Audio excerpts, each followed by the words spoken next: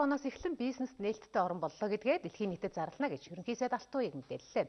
Гадаадын орнуудын элчин сайдууд болон мөн бизнесийн төрийн байгууллагууд оролцсон шинжилгээ шийдвэр 222 уулзалтын үеэр Монгол Улсын хөрөнгө оруулалтын орчин шин түвшинд гарсан тухай хэлэлцлээ.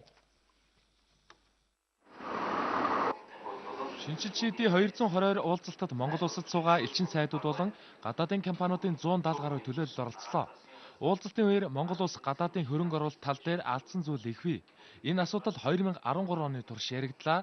Тэгвэл 2014 оноос эхлэн Монгол улс бизнест нээлттэй орон болж байгаагаа албан ёсоор хэлэх хэмээн ерөнхий сайд онцоллоо. Хуучин болвол ингээд Монголд бизнесийг эхлүүлэхэд их төвөгтэй байсан. Тухайлах юм бол бид нар дэлхийд энэ бизнес эхлүүлэх асуудлаар бол 36 дугаар байранд байсан бол одоо 25-д орсон. Өнгөрсөн жил бол бид нар 11 байраар бол урагшлуулж чадсан. Тэгтэл өшөөс хааш нь сайжруулах шаардлагатай байгаа.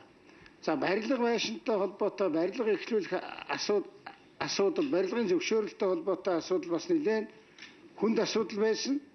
132 дугаар байранд байсныгаа бид нар 25 байраар урагшлуулж 107-д орж байгаа. Тэгвэл 107 гэдэг чинь бас 3 оронтой тоо байгаа л да. Тийм учраас бид нар дахиад 14 онд бол бас нэлээд сайн ажиллаж энийг урагшлуулнаа.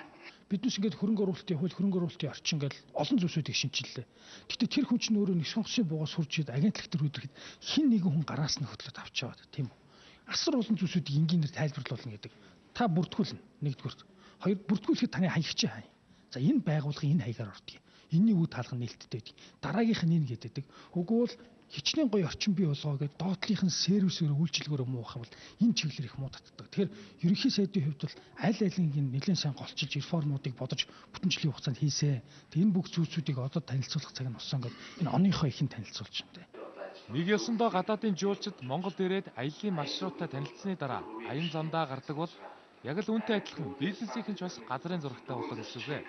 Бизнесийнхэнд хөтчөөр ажиллах байгууллагыг шинээр байгуулсан нь хөрөнгө оруулалтын газар юм а.